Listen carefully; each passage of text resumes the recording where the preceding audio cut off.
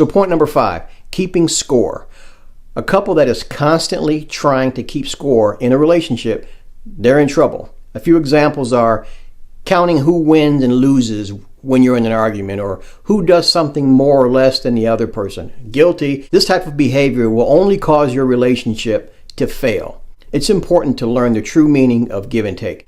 Sometimes you must examine your motives of trying to be right and then ask if it's really worth it. Instead of keeping score of the wins and losses in the relationship, keep score of your ability to compromise. You should not be fighting one another. You should be fighting for each other. If she wins and he loses, you both lose. If he wins and she loses, you both lose. If she wins with compromise and he wins with compromise, guess what? You're both winners. Now, my fourth point I want to talk about is expectations. Now, we've all seen those sappy love movies where a man finds a woman or a woman finds a man and they just ride off into the sunset without a care in the world.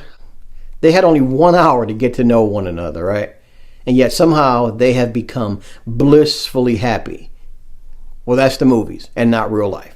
We have a way of placing our unrealistic expectations on our partner by what we've either seen in a movie or a TV show, or just an example we've seen in our own life when we were growing up. So it's important to take time and learn. Yes, learn one another. Let's face reality here. Anybody in a relationship right now can tell you that this is going to take longer than an hour like in the movies. People change, and we need to adjust with those changes. And what this means is that you will probably need to study each other for the rest of your relationship. When you place unrealistic expectations on each other, you're breeding an environment of disappointments, letdowns, resentment. What I suggest is that you both sit down and clearly communicate your expectations to each other. The sooner, the better. Remember, some of your expectations may not even be realistic, and you don't want to set your partner up for failure, especially somebody that you love. Number 3, the virtual world. With the fast increase in obsession that you see today with the virtual world, we are slowly moving away from healthy face-to-face interactions with each other like we used to have. Most people, from what I've seen, have some sort of notification dinging or going off on their phone constantly. Ding, ding. Especially if you have social media on your phone. These notifications are basically just to keep your attention on your phone. Have you ever thought about that? But this can cause problems with the real world that you're living in, the one that's all around you.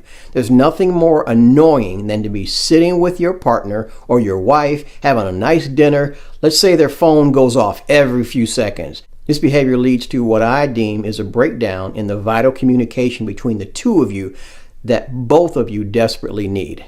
I mean, how many times have you been in a restaurant, you guys are coming in or getting ready to leave, and you just glance at the table that you see close to you, and there's 2 couples sitting there, and every person at the table is sitting there looking at their stupid phone.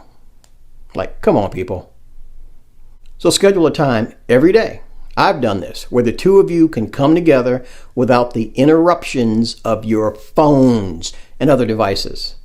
Focus on each other and remember that nothing on your devices is as important as the person that you're sitting there with.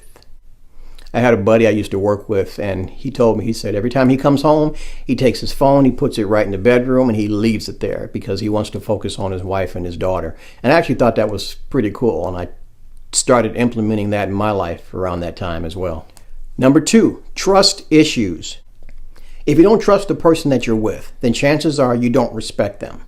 This is not the foundation that you want to establish a committed relationship on. Trust issues are like a cancer eating away at your relationship from the inside out. There's several reasons for mistrust, and although I'm not going to be able to list every last one of them, I'm going to give you just a few. Your partner didn't do what they said they were going to do. Can you relate? Or your partner did something that they said they wouldn't do. Can you relate to that? Or maybe you find out that your partner is hiding things from you. How hurtful is that? Whatever the case may be, there are a few things that you have to keep in mind before you throw relationships out the window. Make sure that there wasn't some type of miscommunication before you throw it all away. And just because you thought that you were clear about a situation, maybe they weren't so clear. You know, men and women, we see and hear things differently. There's no doubt about that. So remember, communication is key when you're dealing with mistrust. There's also several trust building exercises that you can do online that will help you learn how to trust each other better going forward. Number 1, lying. The last thing you want is to be in a relationship with a liar. I'm sure you've answered a question with one of those, what we call the little white lies. Honey, do these jeans make me look fat? Who wants to tell their partner that their jeans make them look like they've gained 40 pounds? Nobody does. I get that. But would you want to have jeans on that made you look like you were 4 sizes bigger than you actually were because somebody lied to you? Couples might lie to each other for many different reasons. Maybe they're embarrassed about something, or they're trying to save face and not let you get the upper hand. But whatever the reason you have for lying, no reason is good enough to destroy your relationship. Consider sitting down with your partner and analyzing why you feel compelled to lie, or why they feel compelled to lie. And once you both start understanding each other, you'll be able to address these reasons and find a way to hopefully end the lying and dishonesty in your relationship. Compromise for the win.